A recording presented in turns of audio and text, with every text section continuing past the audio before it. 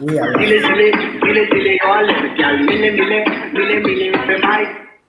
Ladies and gentlemen, it's that day. It's that time of the day. And we are live already. I am here in Johannesburg, South Africa.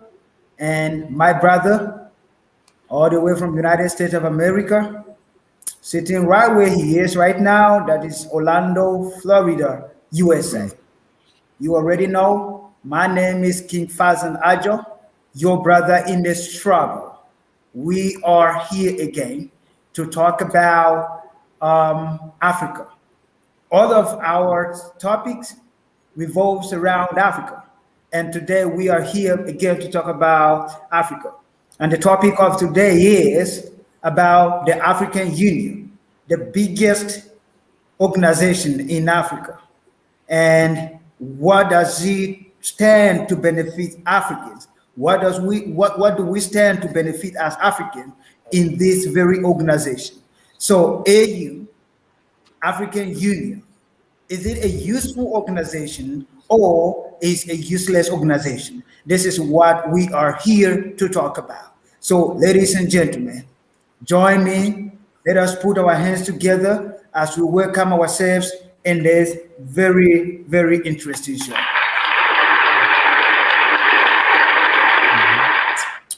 So, my brother Ajamu, you've already heard of, you've already read through the topic of the show, which is a question actually. The question is this organization a useful organization or is a useless organization? You know when something becomes useless and you know when something is useful, right? When something becomes useless, it is not fulfilling the desired goal that people wish it should fulfill. So looking at looking at AU, African Union, will you be able to say it's a useful organization or is a useless organization? But before Ajamo will go into anything, to say anything, I want everybody watching us, wherever you are watching us, let us know where you are watching us from. Any part of the world that you are watching us right now, let us know. And let us know what you think about this topic. Is African Union, AU, is it a useful organization or is it a useless organization? Mm-hmm. Oh, you want me to start? Yes. All right. So I would say that in order to answer the question, you have to know the history behind the African countries when they got their independence.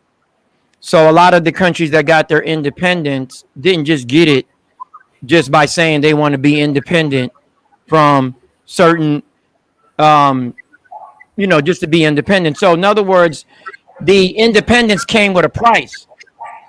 So the Anglophone and the Francophone countries, when they became independent, they had to sign a contract with certain countries, and that contract meant that those countries could invade them militarily wise if they deemed that the country was not working in a certain manner. Also, too, they had to pay those countries that once colonized them money, and they still paying money every year, each year, in and out, in and out, in and out.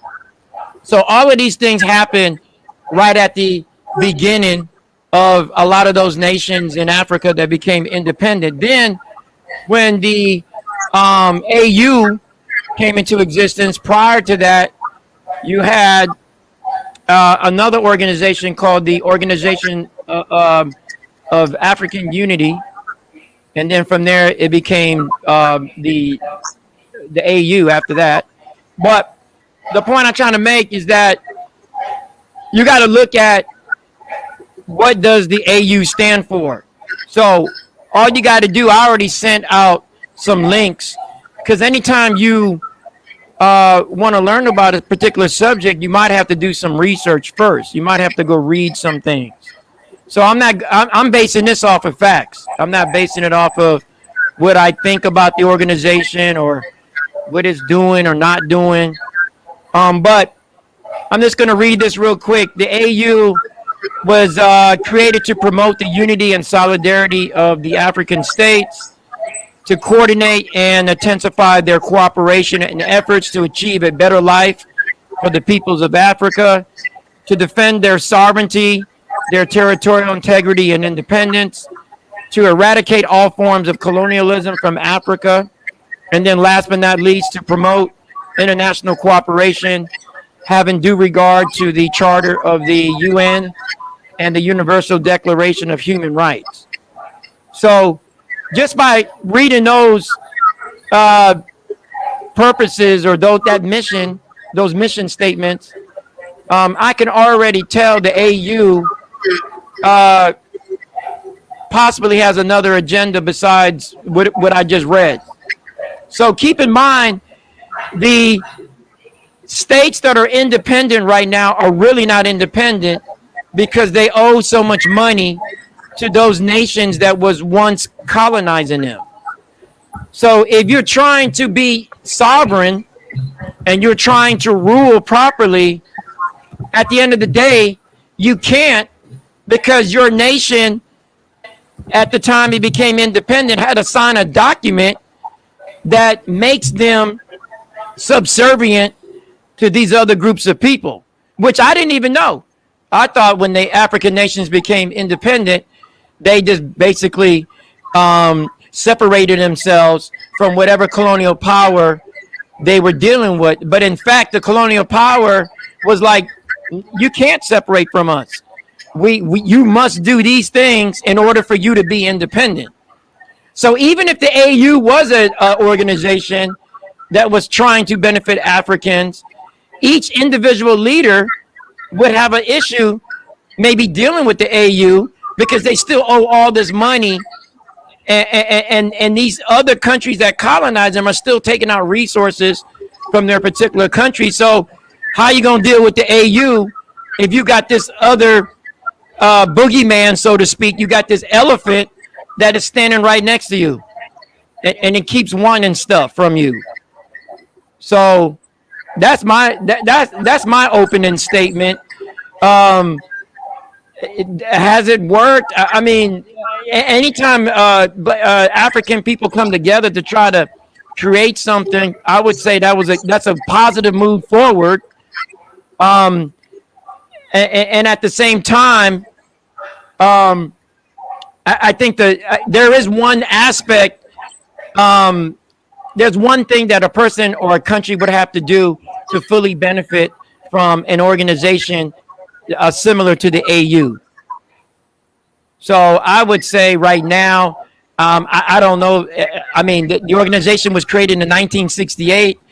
It's 2021. African leaders or African countries still owe money to European colonial powers because they had to sign the document in order to become independent, which is a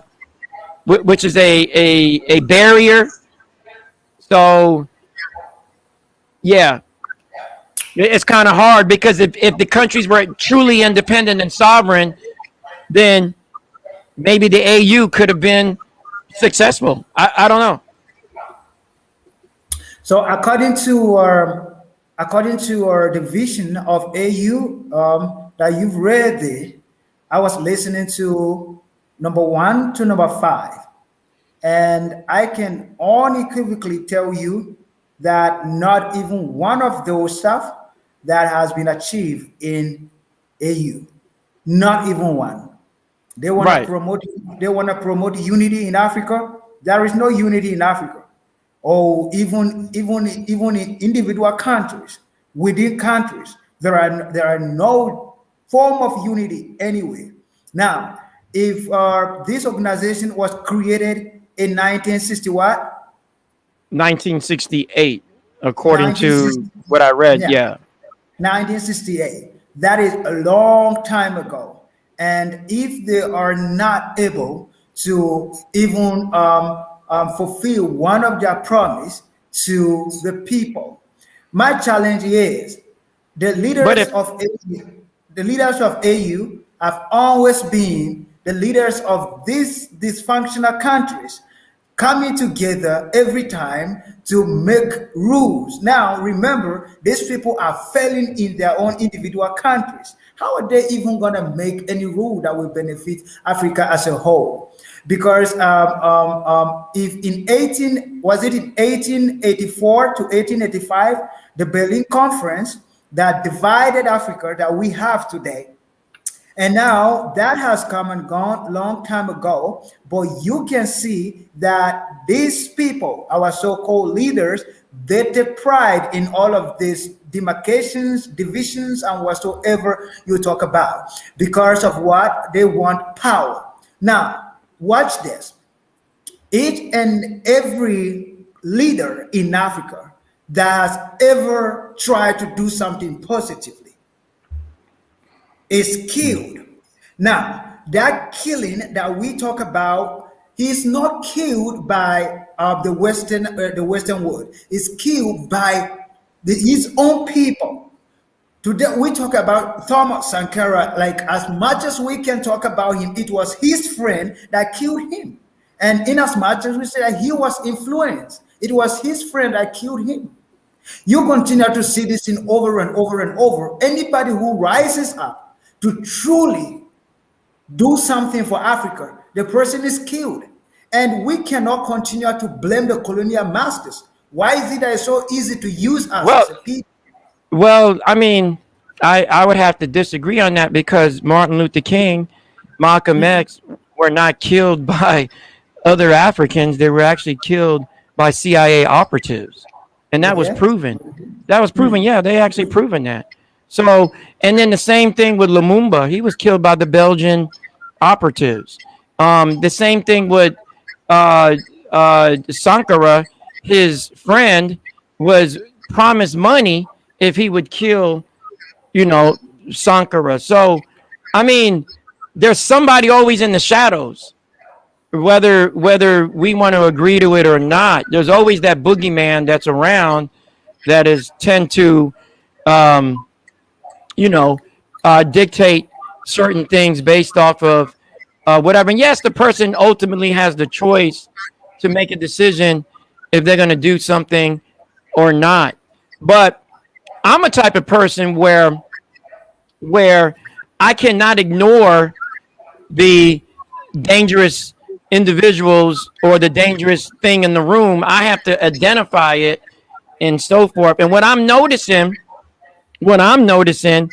is that the real danger is not imperialism. The real danger is not neo-colonialism. The real danger is not bad or incompetent leaders. The real danger is unity. So no one's ever talking about, well, let's come together and unify, because that is the most dangerous thing you can do. That is the most horrible thing, I guess, to do. So I don't really focus on imperialism, because it's always going to be there, even when you become united. I don't Yeah. focus on neo-colonialism. Always going to be there. You're always going to have bad leaders. I mean, you have bad people in your own family, I suppose. But we never fight the fight to unite, because that is a fight to unite. Now, most people say, how could that be, Mr. Jamu Nietzsche? How could that be? Well, because that's been the AU, if it was designed to bring us together as a Yeah. unified continent, then the fight was actually to be united. So how Yeah. do you get united? How do you get united? You have to understand many different groups on the continent. You can't just say that your group alone is the only group that you need to learn about. You would have to learn about, I mean, I'm assuming, I don't know how many ethnic groups there are in Africa, but you would have to patiently go through and learn about each one, so that way you can have a commonality with that individual and so forth. Same thing with religion. You would have to understand different religions in order to understand how a person may be thinking within that religion. You can't, you cannot not know about uh, Islam or Christianity or say Judaism, and then you over there talking to somebody, but you're talking to them through a lens from your particular faith system, which is different from theirs. You would have to know something about their faith system in order to have a equal ground and to talk. And what I'm noticing is that's the real battle. That's the real battle, because a lot of people don't want to do that. They don't want to learn about other people. They don't want to learn about what other people think and so forth. So therefore, there's no commonality. It's always a case where, well, I know this guy, he's from this country, and these people do this and they do that. And it's like, well, you do the same thing. It's just on a different level, or it's a different way. So try to find something similar, and then you become united only because the person recognizes that you have become that you respect them as a person and what they think and so forth. So I think the AU failed to do that. Maybe they failed to do that. Maybe they figured, well, we just all come together. We'll all sit in a room. We'll wear these headphones, and nobody's really like talking to one another. They're talking and they're trying to solve problems, but they're really not solving problems, if that makes sense. So my thing is, you would have to understand, or you would have to be one of those people, if you were chosen to be in an organization like that, and you would have to really know most of Africa, or the major groups, the major ethnic groups. And then you would have to know every major religion, know it, and so forth. So when you come across people and you're talking to them, you don't seem like you have no clue what they're all about, or what have you. And I run into that a lot in the U.S. You got people who they running around and they don't know, they don't even know Ramadan just passed. They don't even know that. I'm like, how you don't know Ramadan just passed? I'm not Muslim, but I know that. I actually know what Ramadan is. I know what it does. And I'm like, man, how you don't know that? Oh, well, I'm not Muslim. It don't matter. It don't matter no more. It don't matter. If you want unity, then you'll learn about somebody else's stuff if you really want unity that bad. And I don't think we're putting the work in. I don't think nobody in the AU, I'm assuming, because I don't want to say nothing negative, and then they come in looking for me. But I don't think nobody's putting the time in. They're not putting the time in to do the work. You want to be unified, you got to know about other people. You might have to speak different languages. Unless you got that little, you're going to walk around with some headphones all day long, or one of those apps that allows you to know different languages based off of what you're saying into the app. I mean, but the AU, I think at first, when they first started, was a pretty decent effort to try to unify something, try to get something started. And then I'm assuming over the years, there was a breakdown somewhere of maybe, I don't know, funding or whatever it is. I don't know. Maybe we're going to have to dig deeper into that.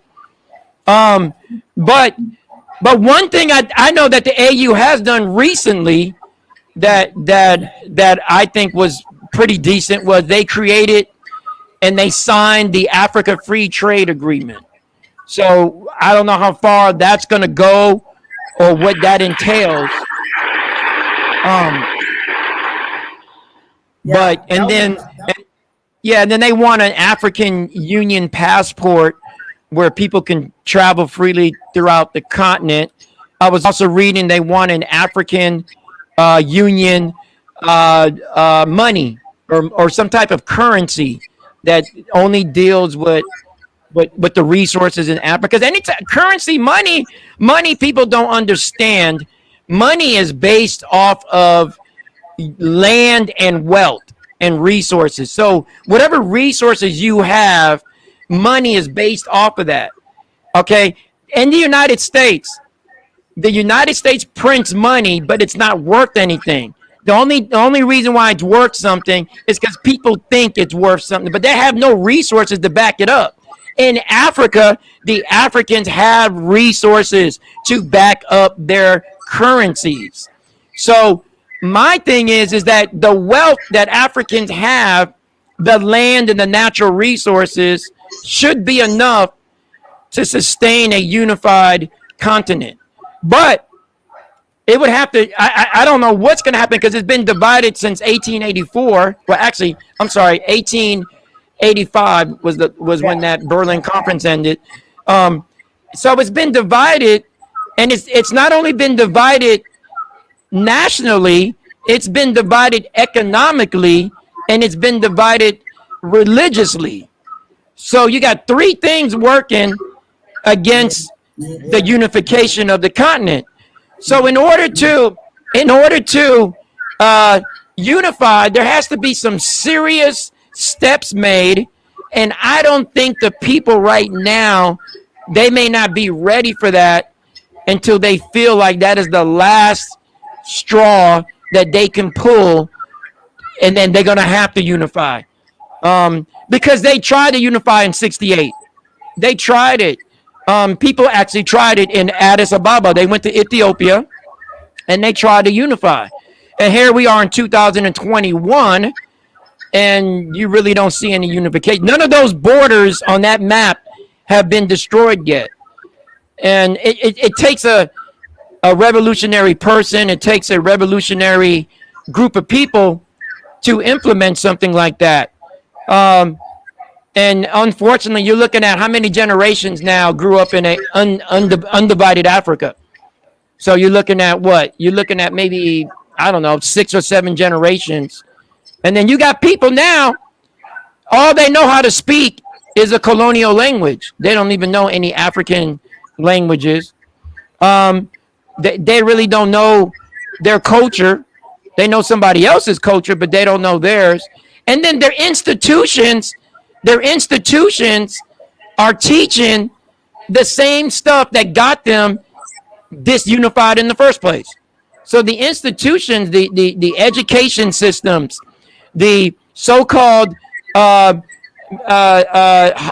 medical, the economies, the capitalist systems, and all these systems that have divided Africa, they would have to be re-established or rebuilt somehow into something new. And my thing is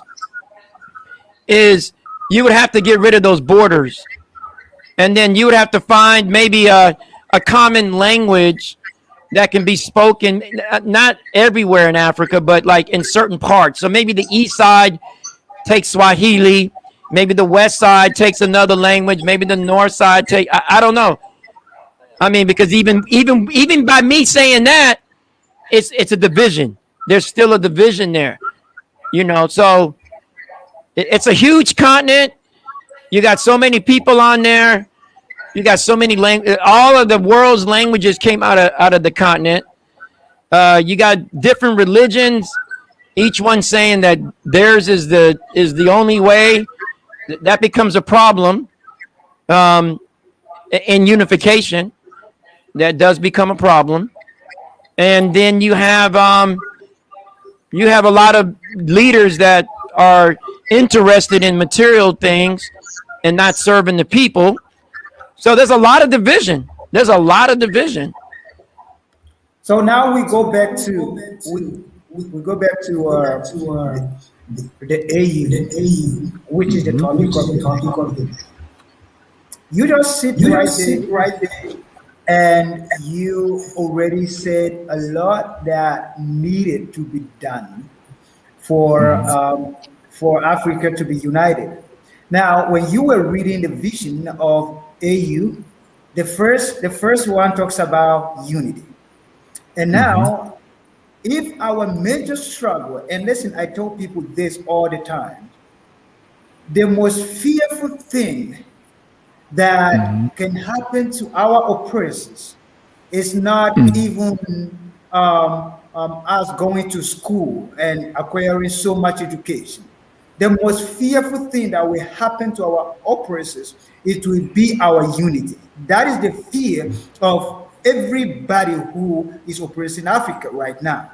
Because they know that if Africa unite today, we are going to be the strongest I always call it a nation. We're going to be the strongest nation on earth. But now I am one person that love taking responsibility. I love, like, if anything happened around me, even if there is somebody to shift the blame to, I always look for a way whereby I can take the responsibility. And this is what I've always been saying. When slaves start talking to each other, their freedom is on the way. But the only way to keep people into slavery forever is to plant a division among them. And since 1968 till now, that is like a real long time. Why is it that it's Actually, so it's hard? it's Yeah, it's longer though. It's longer than that. it's longer I than mean, that. I mean, it's not about blaming anybody. I don't think no. I don't think anyone's blaming anybody. But if a person is sitting on your corner and they got a cannon or a tank, you might want to know that.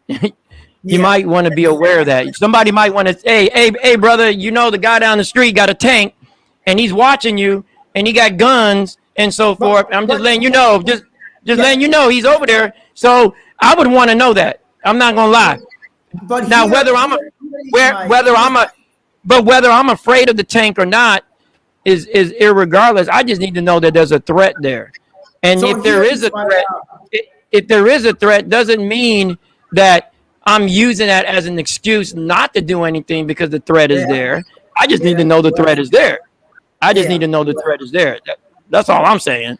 No, so here is my my challenge about the whole thing, right? Because it's not that we don't know what is going on.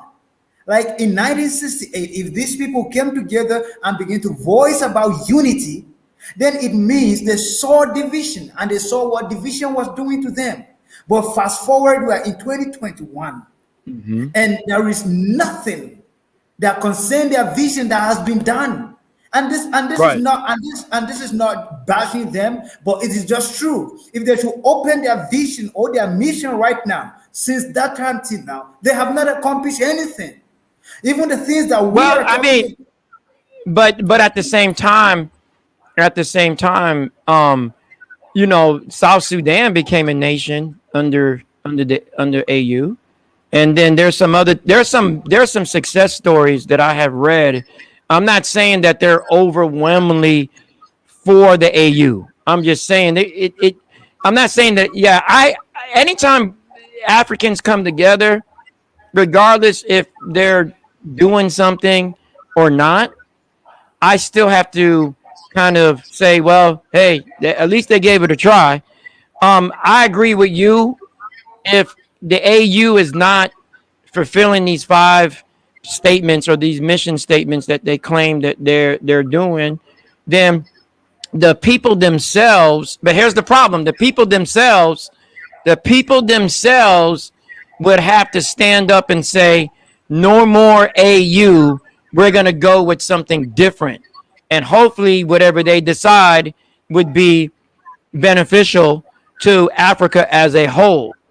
But what I've noticed is a lot of people, regardless if they're African or not, tend to wait for everybody else to do something and then join along with the bandwagon. So but but, you got but a here lot of people on the continent, and they don't put their money together, or they don't talk about unity, or they don't talk about sovereignty, or they don't talk about building industries. They don't even talk about that stuff. So I'm pointing the finger to them. Why aren't you doing that? Why aren't you trying to come together on a lower level and then organize and then come up to a maybe a higher level?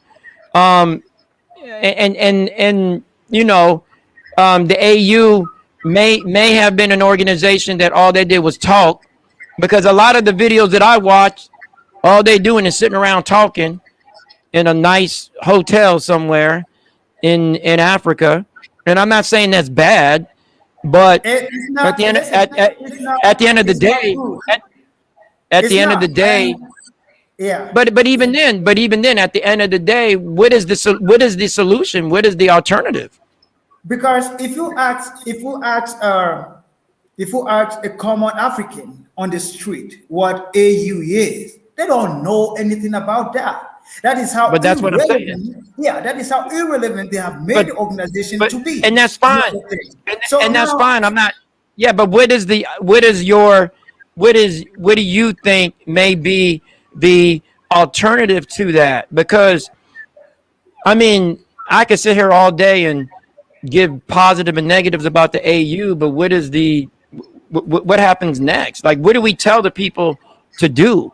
What Because I know what I'm gonna say. I'm gonna say, get up off of your behind, get off of your butt, so to speak, and do something. Like, organize. I don't know, do something. I mean, I can organize things very quickly, and I'm not even in the position that I feel that I should be organizing. But I mean, collectively as a people, how much do we need to take to say enough is enough? How much? Because but Africa here, should not here is the challenge. Africa should not be poor at all. At all. There's But here no. is the challenge. I think knowledge is everything. When people don't even know their worth, how can they even stand up for anything? Right? If you don't even know your worth, I just give you example of some people not even knowing what AU is. And if you come to Southern Africa, if you come to countries in Southern Africa, some of them don't even know that they're in Africa. And this is What? no joke. I'm telling you. And this is Well, no I joke. mean, that's the same thing here. You got people who in the United States, they don't know that they're in the United States, If or you they if don't you know go that to if you go Mexico to borders the south or if you Canada go borders the to north. if you go to Morocco, Morocco never wanted to be part of AU because they thought that no man, like they cannot be part of Africa. Well, Now, yeah, wait. I read about that though.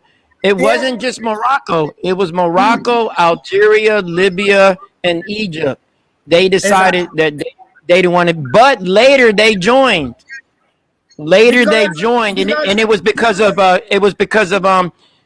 because of Gaddafi. Gaddafi, I guess, persuaded them to join, and the other guy in Egypt, and then they joined. Now those countries that don't want to be a part of the AU or any organization, so be it. They're sovereign. They have a right not to be part of something simply because they don't want to be a part of it. I yeah, mean, there's organizations here in the U.S. There's stuff I don't want to be a part of the NAACP, for example. I yeah, would I don't ever want to be a part of that, and that's just me. yeah, That's my sovereign choice.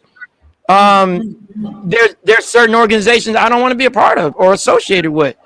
Um, so I don't have a problem with that per se. Um, well, I never viewed North Africa as Africa, even though it is Africa. But no, my point is how uninteresting they have made organization to be. You understand? To a point right. that a country can just said, no, I don't want to be part of this. You understand? Mm. Like they've made it like very, very uninteresting. There is nothing that they do. And I'm saying this. I don't know anybody who is listening to this and Mhm. how they're gonna take it, but I'm saying it like from coming from me. I just feel as if there is nothing they're doing. Example, the issues Now, you have just mentioned now, like the currency whatsoever. Now we can praise them, but listen, you don't praise a bird for flying. That was what it was meant to do no, in the first yeah, but place. You those things understand? that I mentioned, I'm not praising AU. These were things that came out, and I guess the AU adopted those things, and I guess made it happen through certain resources, whatever. But I do know is that Dr. Ericana Chiombori, she was actually the U.S. ambassador to the AU, Yeah, and she got fired. And you have to look at that situation, and you have to say to yourself, why did she get fired? It oh makes no yeah, sense. oh She's yeah, from Zimbabwe. She's from Zimbabwe originally. She's actually here in the U.S. She lives here in the U.S. She does speeches all over the U.S. But she was once the U.S. ambassador to the AU. Why did she get fired?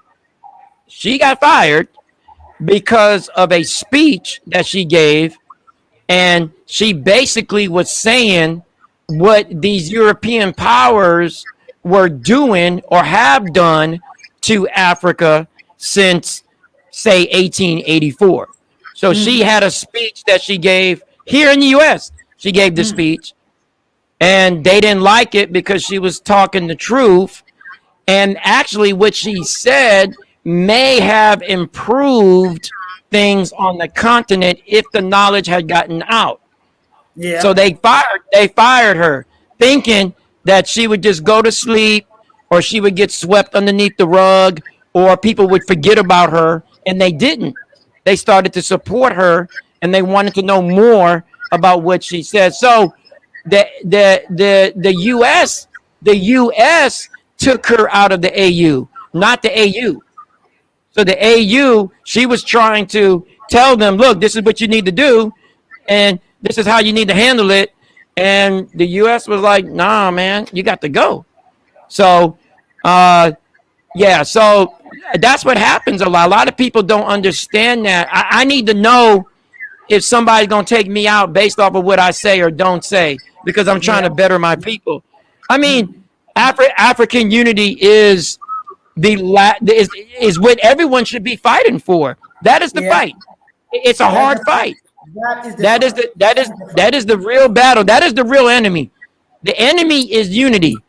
Wait. Let me rephrase that. The enemy would be disunity, and trying to get unified is actually a force on itself. And I don't think people realize that. I don't think people realize the power of becoming, like you say, Africa could be free within 24 hours, literally, Exactly. if it Literally. became unified. Literally, Exactly. overnight economies would crash. Overnight, economies would crash. All that mining of the gold and the cobalt and the diamonds would stop. Everything would change overnight, literally. And the problem is that we don't understand the power of unification, so therefore we don't do it. So, like you said, King Fazin, we'll we'll talk about imperialism, neo-colonialism, which is true, but Yeah. we'll only focus on that and what they're doing to us, which is true. But we never really unify. We really don't come Exactly. together and unify. Exactly. Like, Exactly. like, like I'm tired of. I get the. I get it. I get it. Believe me, I'm against anything that oppresses anybody on this planet. I'm against Yeah. that. Yeah. Yeah. But gotta figure out. Okay, now do we got to go to the next level, and we got to come together. We got to Yeah. come together. And if the rich or the wealthy are controlling the countries in Africa, then the people who are not fortunate would have to figure out, okay, enough is enough. We're tired of these people controlling us. We're gonna do it ourselves. We're gonna do it ourselves. Now that takes a lot of guts and courage, and I'm not sure how many people have that during this time period, because a lot of people just want to be comfortable, I'm assuming, or what have you. It takes a lot. It takes a lot. But I think the solution is plain and simple, because, like you say, AU can only go but so far.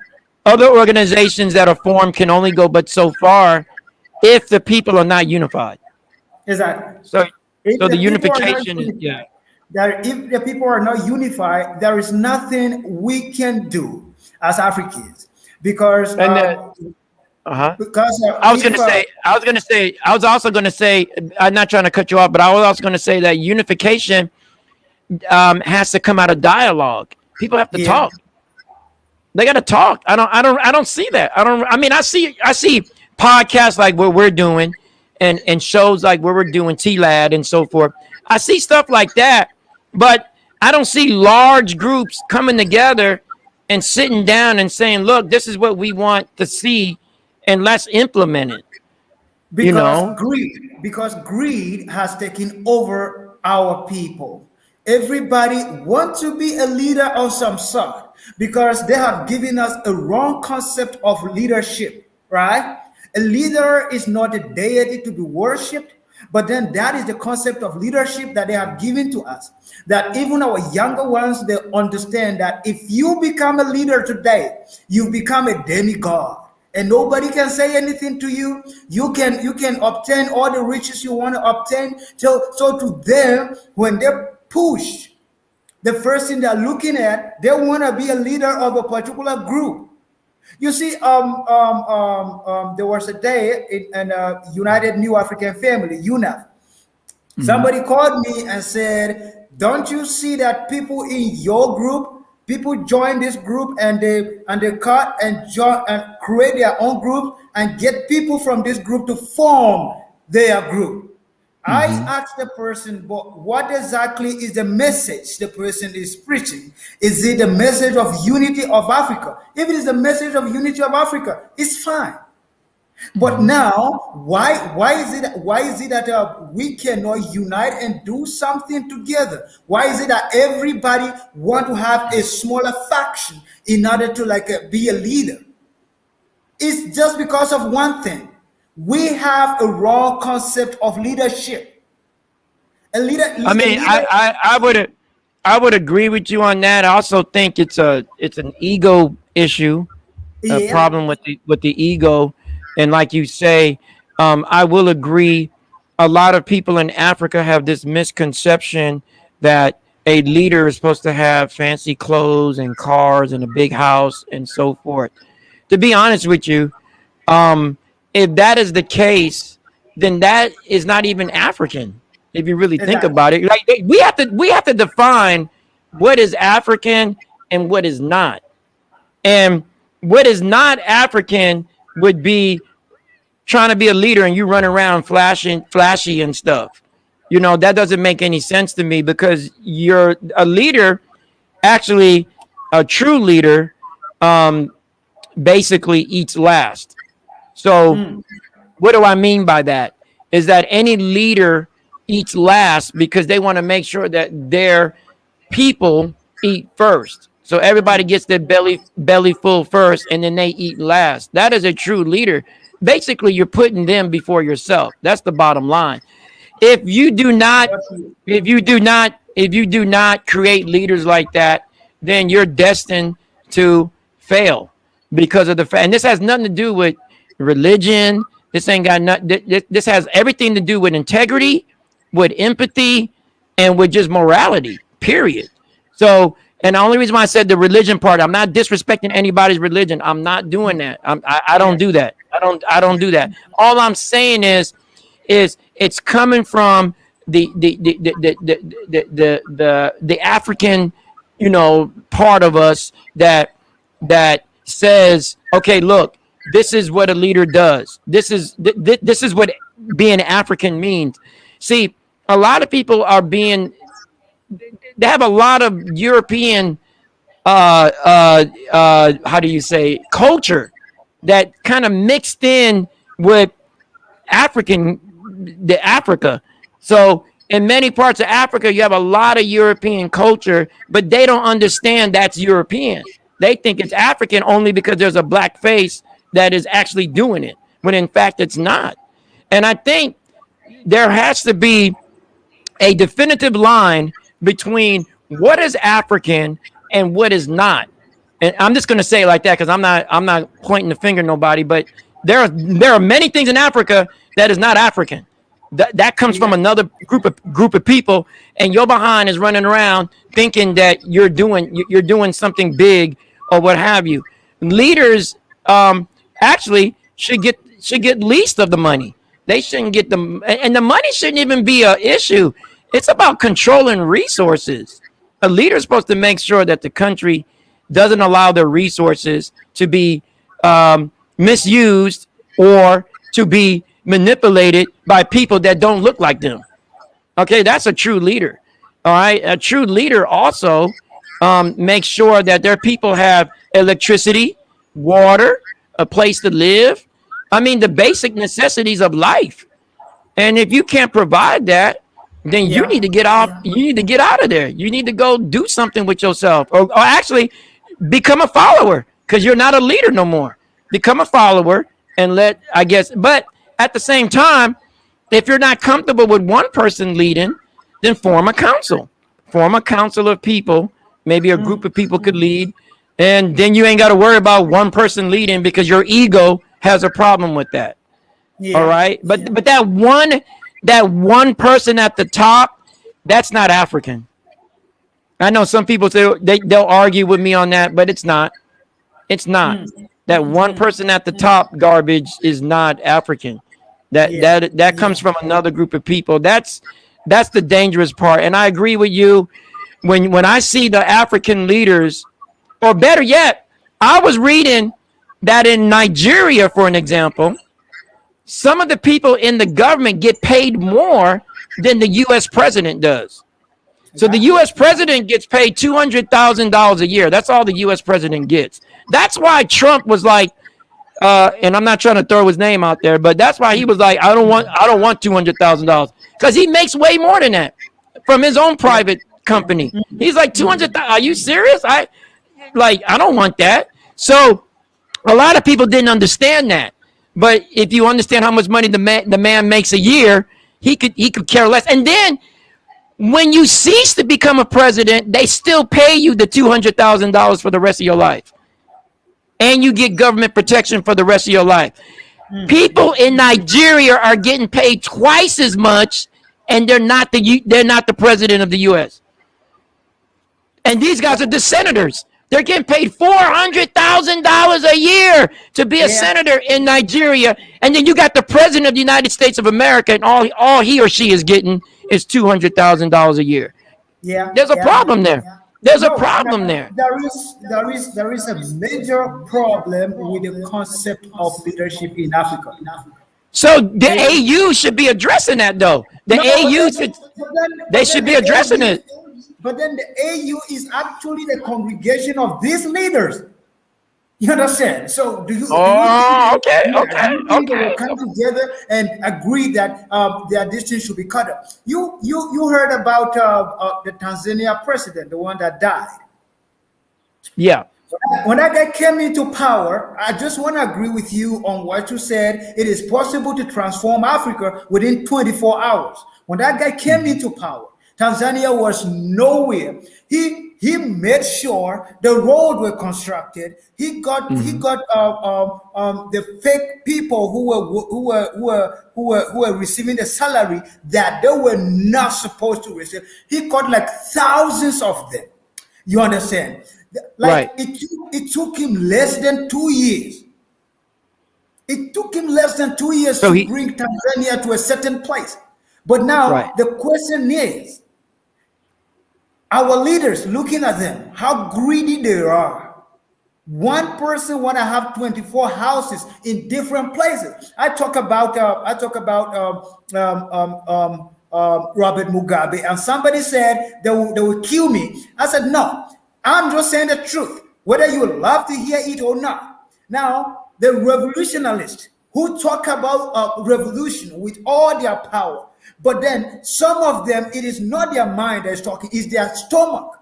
If we give them that power within 3 days, what they will do, it will make sure their stomach is full. They will build houses everywhere. How many houses What? did Robert Mugabe has all over the world? He Right has now, mansions. now, Mansions. now, that type of leadership you not only find in Africa, but you find that in other parts of the world. There's a saying that the Greeks used to say, the ancient Greeks. And they had this saying, they said that absolute power corrupts absolutely. So if you give someone absolute power, they're going to be corrupted regardless. Even myself, I might be corrupted if you give me absolute power because I know I can't be imprisoned. I can't go to jail. I'm not going to get beat up. I got absolute power. I do whatever I want. Now, something within me, something within me tells me, because I got to clarify this, something within me tells me that I cannot do that because I have to answer to my ancestors. So my ancestors, I got to answer to. I don't want to let them down.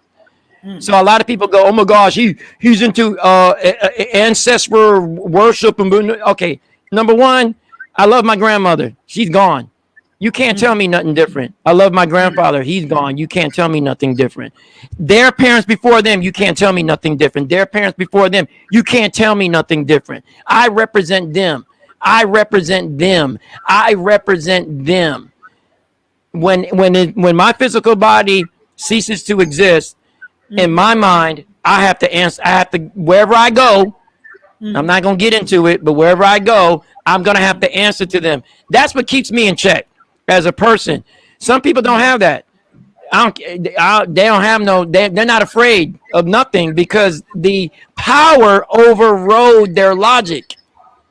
The power overrode their logic. Now, with me, if I was to get some power, I would be spreading it out so much it wouldn't even be fun. I'm the worst enemy to somebody who would give me power because I would actually spread the power out amongst the people, so that way everybody could benefit from it. That's just the way I think. Now, and I'm not just saying that to say that. All right. So the thing is that I'm not sure where these leaders are being chosen from or who's teaching them, but it seems like to me that any leader that's dealing with material things, you got that way because you've seen it from someone else. You wasn't Okay. born that way. You wasn't born wanting the 49 houses and the fancy cars and whatever your desire wishes. You wasn't born that way. So you had to learn that from somebody. The only people I know in history that dealt with a lot of things that were lavish. Of course, Africans had lavish things. They were the first people to come up with kingdoms and all these things and castles and all this stuff.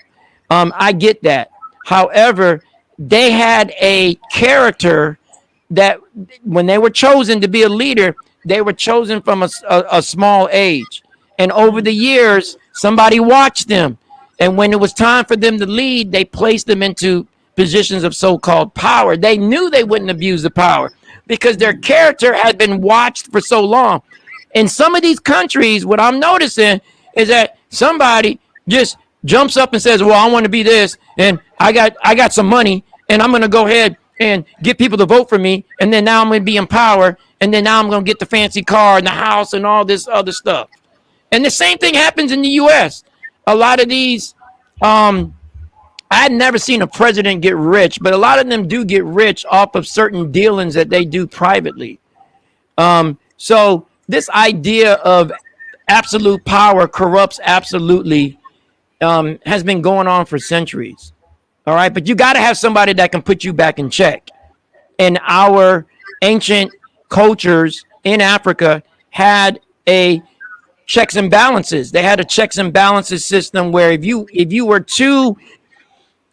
not a leader that didn't do the right thing, or you were a leader that went to excess, they removed you. All right, you were not allowed to be the leader no more. So, and then they would put somebody in your place until they found another person. You don't see that today.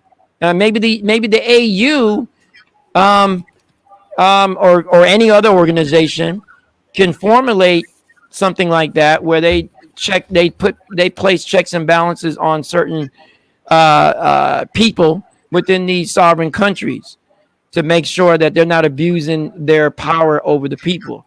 But I agree with you, King Fawzan. From what I've seen and from what I've read, it seems like there's a lot of negative things going on the continent that are unspeakable. Like I can't even believe it. I can't even believe it. Some countries are lawless. Like there's no law. Everybody just running around doing whatever. And Yeah. that is very, very, very dangerous. Very dangerous. Yeah. But now come to think about this. Now there is something profound you said. There must be a higher power that people have to be answerable to. Now, you have presidents that they are stronger than the institutions in their country. They have the judicial system in their hand. You cannot pass a law against them. They do whatever they want to do. They extend their You talking tenure about in in you office. talking about in Africa? The Africans, they extend their Okay. tenure in office and all of those things. Look at Cameroon. How long has that old man been in power? For like so many years. Now, if Mhm. his time comes to go, he will just decide to extend his tenure in office. And this thing is all over African countries. And now, the reason why they will never fight the fight of unity is that there are selfish, greedy people who think if Africa unite, they're going to lose their power. They just want to be divided in those small. I don't know whether you were following our debate in a group with Sam. Mhm. He was talking about the division of Nigeria, and Mhm. I said, okay, cool, that is great. But now, how sure are you that the same people who are fighting for division, if a country is given to them, how sure are you that they are not going to kill each other in order for somebody for somebody to rule? Because definitely the governors or whatsoever, they will now want to be president. You Mhm. understand? They want to be president. And before you know, everybody now want a small portion as a country. But then what exactly is the motive behind creating a certain group? Like, go back to what we talk about the group. People live in a group to create their own group. Why are they doing that? I don't It's know. just to like the wannabe leaders. Then what exactly? What is your passion about becoming a leader? Is it that you see people suffering and you have an answer to the question, or you just love the power? But now I it Yeah. comes to the concept. It comes to the Uh-huh. concept of leadership that we have. It's a wrong one. It's a Mhm. wrong one. Like, and I always tell young people this: a leader is not a deity to be worshipped. A Right. leader is actually a servant. But then, like the example you've given about Nigeria, a senator, what do they do? The places they are Um, representing, they don't even go there. They don't even go to those places. They stay in the capital city. They visit those places once in a while. But you pay them double the salary of the American president. right. But nobody sees anything wrong about that. Then now we have a big organization called the AU, African Union. That they state in their vision that they want to unify Africa. They want to take us from the shackles of bondage. They want to, like, and the same people we come together every time, put on those things on their ears and sit there and what are they even saying there? What are they even doing there? What are they even doing there? I mean, They, there might be some I guess some positive things going on or whatever. I'm not sure, but but since 1968 till but now, there it are positive things going on but that it, we don't know anything about. right. But I think the time is way long overdue for any form of unity. Um, but like I said, you have people that are born and raised in these countries, and now they hold positions of power, so-called power, and they're already teaching it to um, their children. So, like for instance, the guy in Chad gets killed, and his son takes over. Oh yeah. But the There, son, I don't know if he's a good leader or not. Did anybody check him out? I mean, no, he's but just then in power now. this is what they So do in Togo. It's the same thing. Wherever you go, so the people would have to definitely rally up. Um, but like I said, it would be one of those things where something would they would have to feel that their back is truly against the wall, and then from there they would have to say, you know what, enough is enough, and we are going to do whatever it takes to become unified, and we're going to get these guys out of office and so forth. But like I said, that I mean, it's a very complicated situation that I'm analyzing and that I can see as very complicated. I may never see unity within my lifetime. However, I'm not saying it's not possible. It would just take a lot from each individual. It would take a lot. It would take like it's almost like you got to cross Mount Kilimanjaro and you don't have any supplies.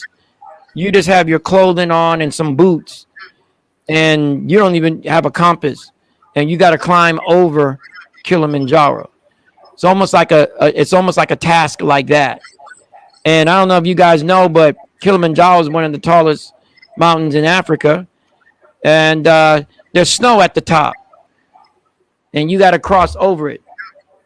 And it's almost like that. It's almost that analogy is a good analogy because that's what it would have to take.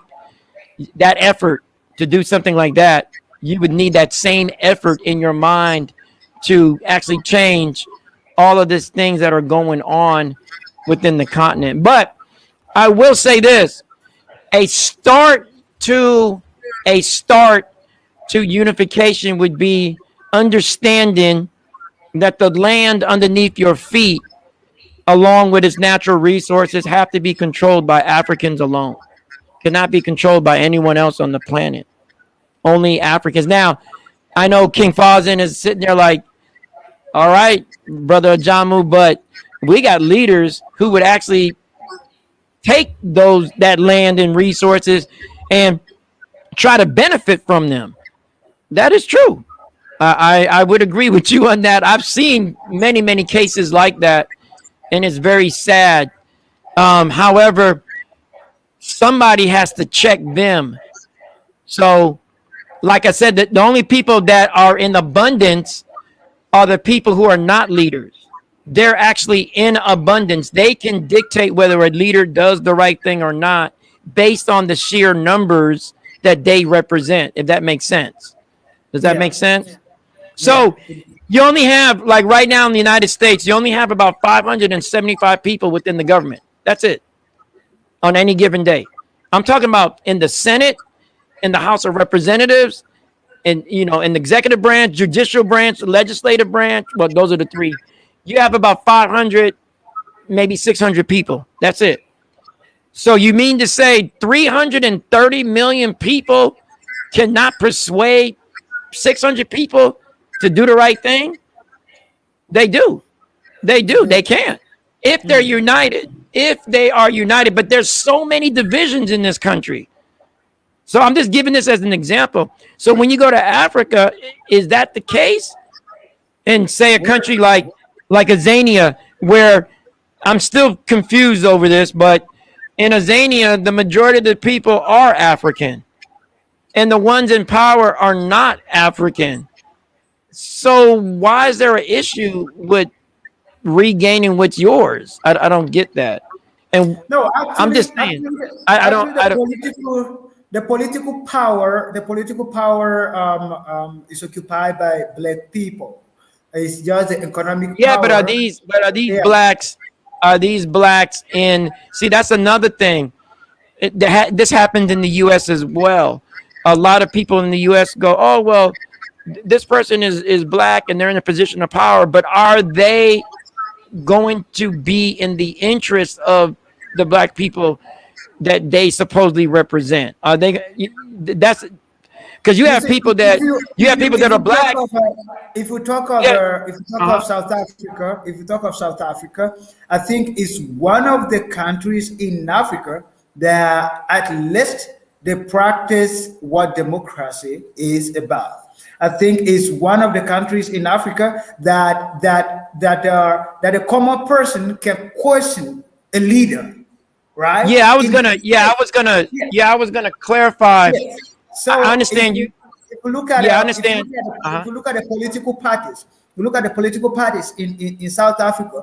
You have the Democratic Alliance, you have the Economic Freedom Fighters, and sorry, and a lot of them, and these people in these different political parties, they can question the president. That doesn't happen in other African countries. You don't have that Right. right. You cannot question the president. In fact, these guys they even call like there was a time that I was watching the State of Nation address, and a parliamentary member addressed the president as the most dysfunctional leader, like in his face. And these things you don't see them. And if you come here in South Africa, like Mm-hmm. the way they check their leaders, you cannot just steal money the way they do in other countries around Mm-hmm. Africa. They have you in check. They have you in Right. check. So if there is one thing that I have learned about their politics is that it works. Even though we cannot give it 100%, if you are to compare it with any other I African see. country, you will like really say that democratic this thing is doing very well. And Mm-hmm. I will want us to send a shout out to Robert Souza. Um, we see you, and we appreciate your destiny, your contribution. Thank you very much Mm-hmm. for joining us. So Mr. Ajam, going forward, there is something that I would really love us to discuss before we end up this conversation. Mm-hmm. Now, my question about the unity of Africa has Mm-hmm. been, even though these borders were created, Mm-hmm. I think our selfish leaders now stand a chance to benefit even more from these demarcations. That somebody can sit in Mozambique and say he's the president. Yeah, somebody can sit from Cameroon and say he's a president and now control everything that goes around there and make the money or the funds as if it's their own pocket money. Do you think time will ever come? Are we ever gonna see a time, or our children, are they ever gonna see a time whereby somebody, a group of people will rise up and say, you know what? Our division has caused us to be dysfunctional. Why can't we unite in order to because now if they talk of unity, if we said Africa should become a one nation, the first question you're gonna hear is who is going to be the president? I'm telling you. Mm-hmm. And for many people, for many of the leaders, that is their problem. That is how selfish. That is how selfish we are. So if we look at what is killing us, if we look Mm-hmm. deeply, and if we are looking at a mirror, you will just discover that yeah, you just seen it.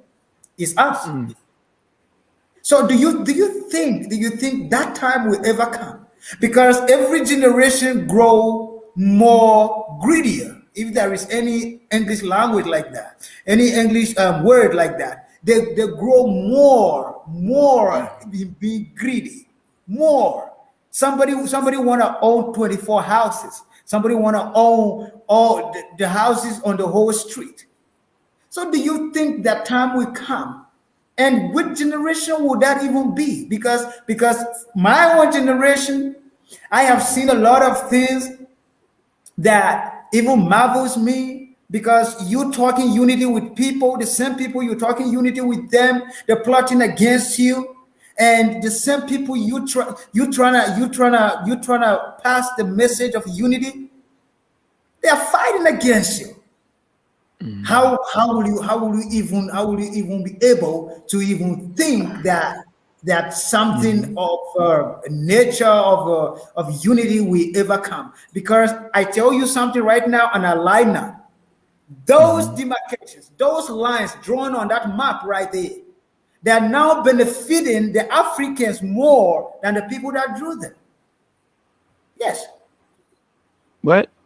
That's no Wait, check. explain that. Explain that. What?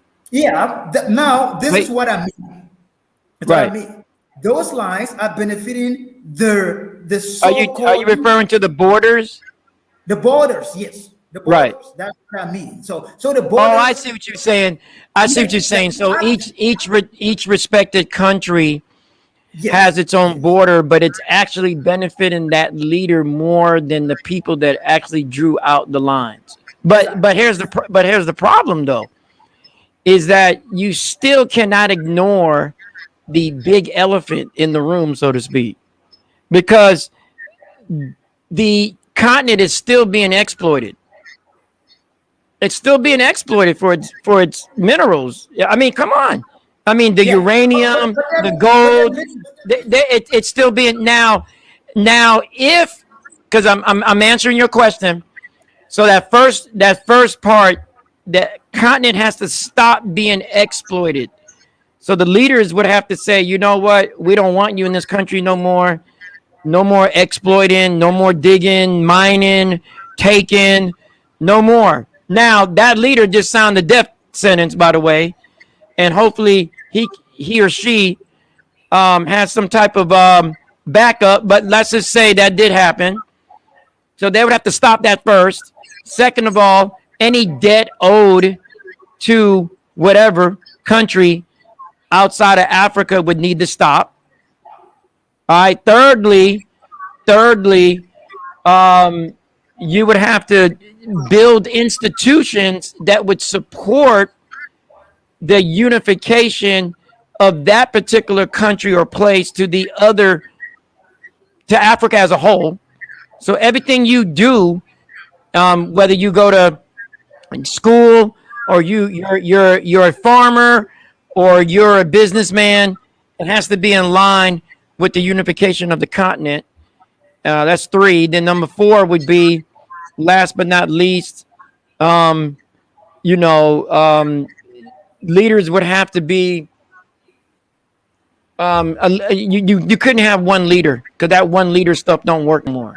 That doesn't work. So you would have to come up maybe with a council of people or what have you. That individual leader is the problem that I see in on the continent. So you theoretically could not form a united continent and then you have one president over the whole continent.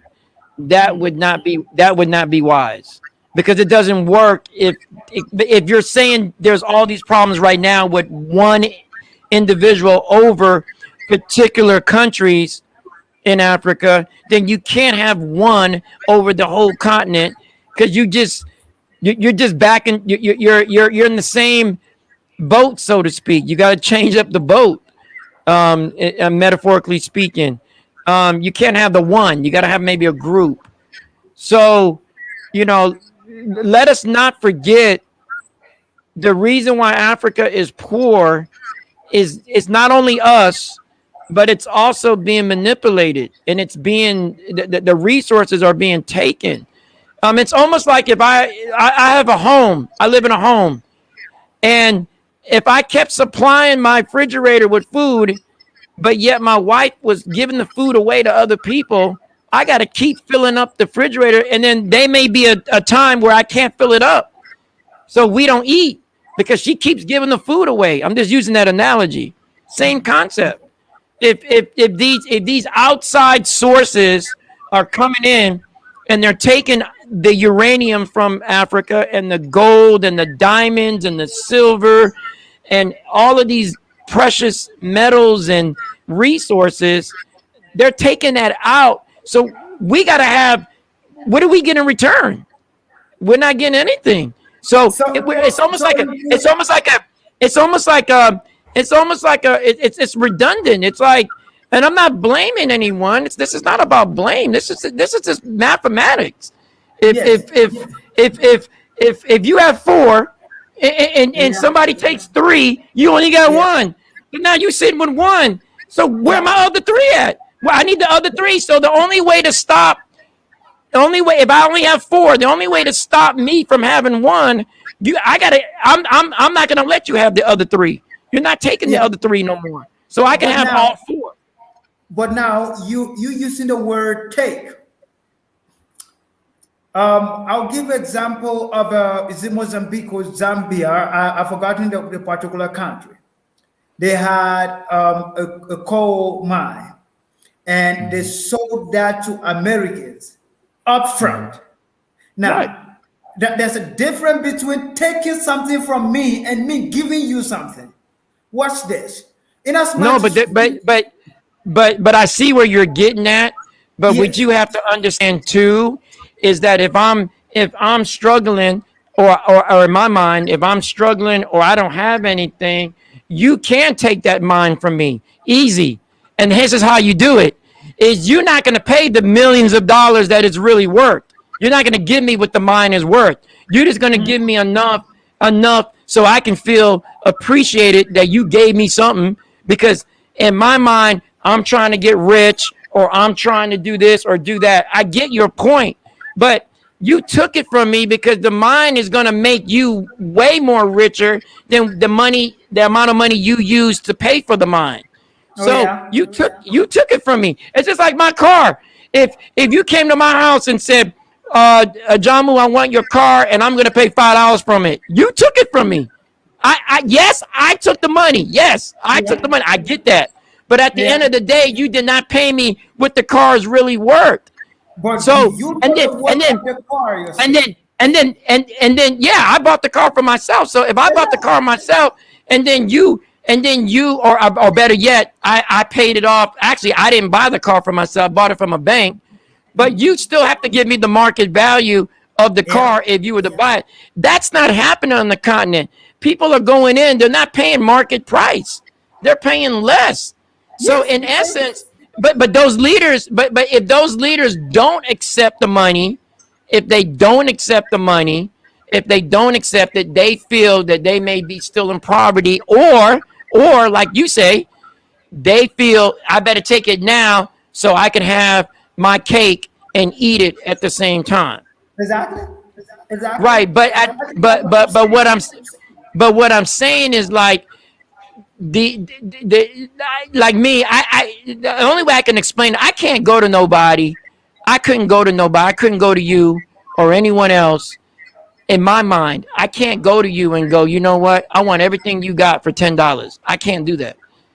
I Yeah, because but I mean, now, if you're if you're struggling, if you're struggling, and I go to you and yeah, I say, look, I can only that's all I'm giving you is $10. You either take yeah, it or leave it. I yeah, mean, I can't do that to you. I can't do that to no human being. That's wrong. exactly.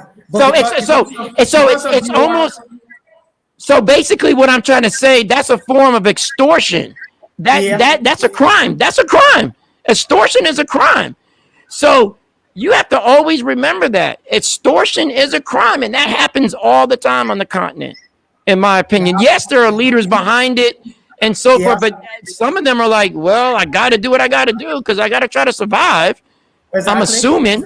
I don't know. I don't know what goes on in the mind of the person, and I'm not defending what I've said or whatever. It's nothing like that. I just know that if you don't pay the market price for whatever, you're stealing it. You're stealing it. It's wrong. Now, even if the person says, go ahead and give me less than the market price, come on. If you have a heart, or you have some type of, well, forget the heart. If you have integrity and morality, you wouldn't allow that transaction to happen. I'm just saying. I'm But just saying. you see how humanity works. You see how humanity works, and this is being human, right? People always take advantage of the particular situations. So if Right. you are always the vulnerable one, people will always take the advantage. You understand? Right. Now you don't expect somebody. No, you're right. You're right. Yeah, you don't expect somebody to come and they're in Africa and they see these people giving this thing away and they're like, no, my morals do not allow me. Some people they don't even have that. When they're looking for Right. money, Of course not. Yeah, they don't care about that. Their morality is their money, I they don't guess, care or about obtaining that. it. This is what I always tell my young people here in Africa. Listen, Mhm. it is the survivor of the fittest. Nobody is coming to throw a pity party for you. Everybody want to be on top. What makes you think that somebody will live whatever Actually, whatever they're pursuing to come and pay you at the bank that it is gonna be fine? No, everybody is looking for where China want to be on top. Russia want to be on top. Why is it? See, listen, people are talking of settling them. People are talking of settling in mass. What are we doing? Like just nothing. Nothing. I see your point with survival of the fittest. However, Darwin messed up on that statement. It should be survival of the most adaptability. So, in other words, if you can adapt to a certain situation as a species, you will survive the test of Yeah. time. So, it's not about Yeah. being strong. So, you can be strong all you want, but if you can adapt, right? If you can adapt the most, right, then you will stand the test of time. So my thing is, I'm not saying you're wrong. It's not even like that. What I'm saying is we have to be adaptable as a people, and Yeah. we need to unite and adapt to whatever is coming at us, because if we don't, then I seriously think that, I mean, I don't even want to say what I think, because I don't want to uh this I don't want to make anyone feel like there is no possibility when in fact there is. And I think the possibility is in the fact that you're going to have to work extremely hard to unite. I mean, that's going to be like the hardest thing that we do as a people worldwide. Worldwide. I'm talking about the hardest thing. I thought about that statement a lot lately. It's going to be very hard, especially I've talking to a lot of people on the continent, and it's like, man, there's a lot of division over silliness. It seems like, and there's no way you can tell some person that, because then they get upset. Oh, you're calling me silly? Oh, I'm not stupid. Or what I think is not stupid. And you're like, man, but you're really dividing yourself over some petty stuff. And then these leaders that you mentioned of, I mean, I've done research and I've seen that. I've seen they got houses in the United States. They got houses in the Caribbean. They're funneling money into Europe, into European banks, and they have European accounts. And Yeah. they don't even care if their people are starving or not, or if they're eating mud pies or insects. And to me, that is the worst crime that you can commit, is a crime against your own people. That is the worst crime ever, because even as a human being, there is something within you that wants to protect the species regardless of what happens. So Yeah. you might see someone on the street and you see a car going for them. Something within you says, you know what? I gotta go warn this person. I gotta go help them. I gotta push them out the way. It's because you got something in your brain and your DNA that makes that happen, because it's an innate thing within you that you want the species to survive. But what I'm noticing and what I'm seeing is the opposite, is that people are acting worse than animals, and they have lost their humanity. And unfortunately, that cannot work if you're trying to unify. So I'm not even sure if that's going to be possible, because you got people running around with semi-automatic weapons, and their brain is all messed up. And if you go to them and you don't talk the talk that they talk, they're going to Yeah. use that. They're going to use the weapon on you. Yeah. I mean, Yeah. right there in Africa, right there in Africa, Yeah. Yeah. women are not safe in some places. Children are not safe in some places. And I see what you're saying. I see exactly what you're saying. Um, Even on this side, in some communities, it's not safe. Even if you're African, so you're in an African neighborhood or African dominated community, and you're African yourself, and you don't feel safe around your own people, not because you hate them or you have self hate. It's because they're standing outside your door with guns in their pockets and stuff, and you don't know if they're gonna use it on you or use it on the next guy, and the bullet happens to go into you by accident, and you die for no reason.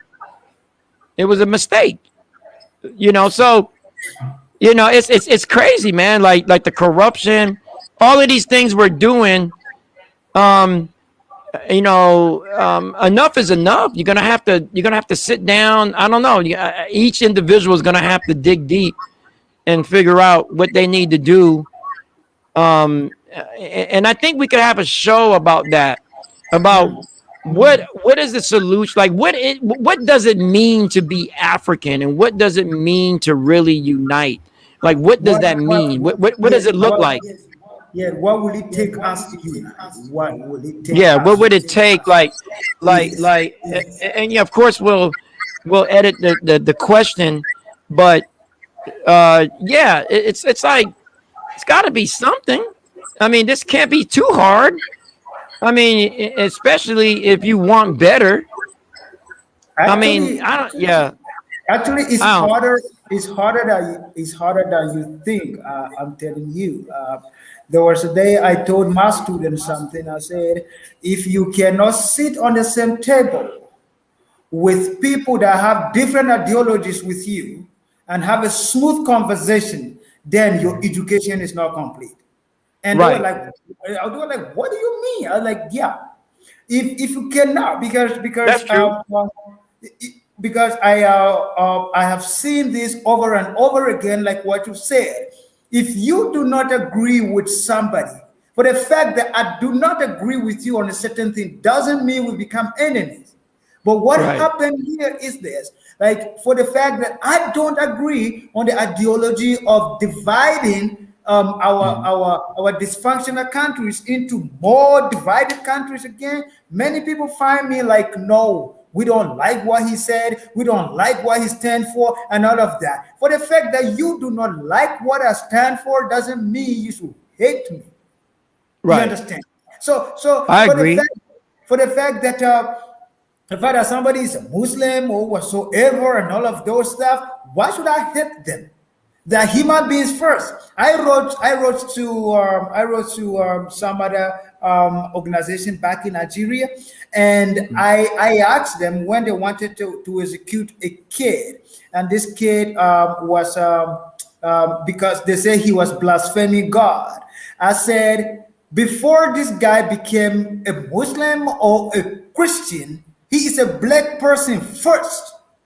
Mhm. So why can't you look at him as your brother first before judging him with any form of religion? But then I think if we take it upon ourselves to educate the younger generation that the only way out of where we are heading right now, and I said this with all pain in my chest, we are heading somewhere that is worse than what has happened to us before. The Mhm. Arabs and the Chinese are ready to take us in as slaves, and nobody is talking about that. And if we are not united, there are countries in Africa, as I talk to you right now, they are owing money, a lot of money Mhm. from the government of China. Mhm. And time will come that if they cannot pay that money, China will owe them. Yeah. I Now, mean, that's the new form of slavery is debt. yeah, yeah. If you owe me money, I own you. Yeah, Right. yeah. Yeah. I mean, that's what happened with these anglophone and francophone.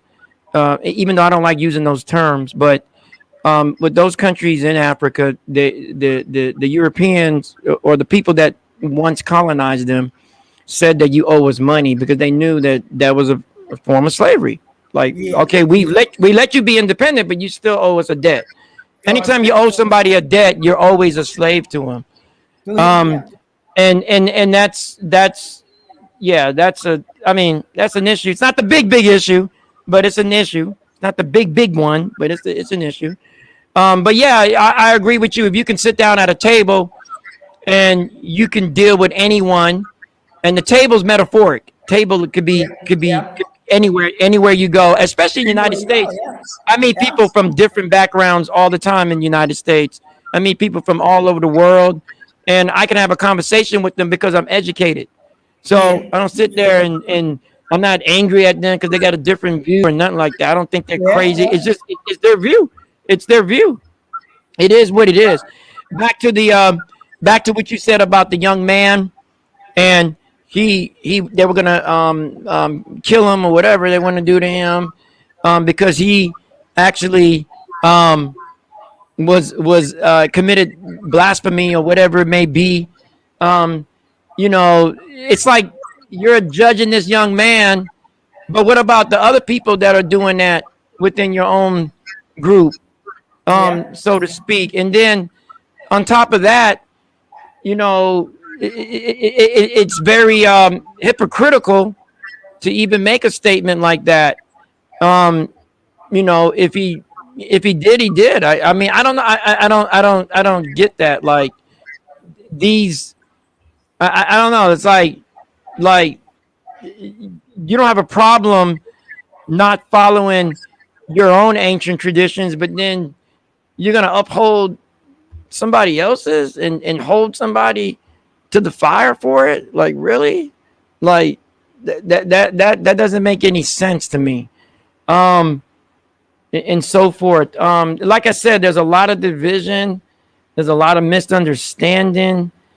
Um, there's a lot of issues, and I don't know if the AU or any other organization is going to be able to fully address those issues. But I think that when people start becoming more united, then a lot of those issues can be ironed out. But once again, you would have to get rid of anything on the continent that was once a part of your, so-called um, oppression. You would have to get rid of that somehow and change it up. Start on the. What I mean is start on the clean slate. That's all I'm saying. All right, because some people don't like to hear the word oppression or whatever, colonialism, whatever. Okay, that's fine. Start all over. Start from scratch. That's all I'm saying. And get all that stuff out because it didn't work.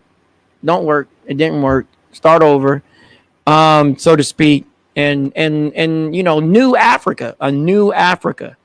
UNAF is new United New Africa Family. Um, but a new Africa would mean that a new Africa. The definition would mean that you're starting over again from bare minimum again, like you're starting over. It's a rebirth, so to speak, if you want to use that word, a rebirth. I'm pretty sure people know what rebirth means. It's a rebirth. It's a reconciliation with everyone to try to iron out some things and so forth, and no longer be the victim. Believe me, the Americans will be back. The Europeans will be back after we figure out who we are and create a new Africa. The Chinese will be back. The Arabs will be back. But when they come back, it's different now because they still want what we got. Yeah. Yeah. But Yeah. at least we'll be united and say, well, if you want it, it's how much you got to pay. And if you can't pay that, oh well. I mean, come on now. You got to give us a good price. But then at that point, they have no choice but to do that because everybody will be united on that. So the whole continent will be saying, this how much you got to pay for that resource. And just like the Arabs do, everybody and their mama goes to Saudi Arabia, and the Arabians have no problem with saying, hey, you got to pay $30 a barrel. That's how much you got to pay. Hey, it is what it is. And everybody pays it. Why? Because they're united in their country in what they want. If that makes sense. Does that make sense? Yeah, that makes sense. All right. Yes. Now, So it is what it is. yeah. Oh, I'm Yeah. sorry.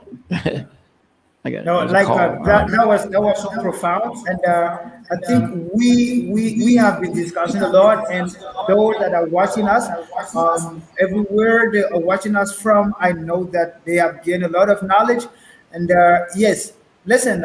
One thing I always say is that there are some people out there who think our efforts to create the Africa of our dream, what we're doing is just noise. But one thing I believe so strongly is that a day will come that this noise that we're making will become the words of reason, that the young people will stand on it and be able to move forward with the Africa of their dream. And we believe that it is possible that we are now talking about these things. So it is possible that definitely we're going to act on them and we will bring the desired Africa of our dream. We will get rid of the greedy people that have been controlling us over the years. And the whole world will see that Africa is the best place ever to be. And we will be proud of ourselves. The world will no longer look at us with the eyes of pity, but it will look at us with the eyes of envy. But it all begins with me and you. Let us believe in ourselves. Let us do something. It doesn't matter how small it might be. Let us do it. It doesn't matter. Even if it means talking to five young people in a day about the value of Africa and how much we can go as a people, it is fine. Let's do it. If they cannot lead, let us lead. I Right. believe this, and I believe it so strongly, guys. So, closing note, Mr. Ajamu, you will say two or three things to our viewers, then we will be running up. We've been here for a while now. Yeah, I was just going to say, I appreciate everybody listening. Hopefully, you learned a lot. I agree with Brother Fazan. Just do one thing that you can each day. Just take that step of courage and that step forward to try to unite as a people. It's not going to be easy. It's going to be one of the hardest things you ever do in your life. However, we're already doing it. So we just need more people to join us in that struggle, so to speak. Yeah, Eventually a struggle becomes lighter and it no longer is a struggle. It's a movement forward. So yeah, the more people that come aboard, the easier things are because the load is lighter. Um, yeah, and you just got to have some courage, some internal courage, and so forth.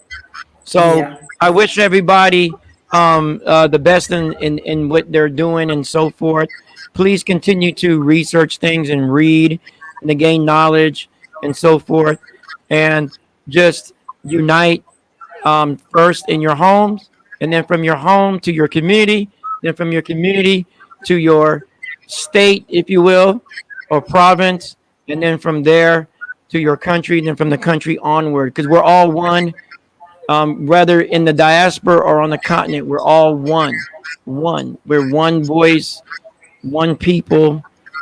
It's one aim. I got one destiny, if you will. It yeah, is one move. Is one movement forward. Got to move yeah, forward. yeah, yeah. Yeah.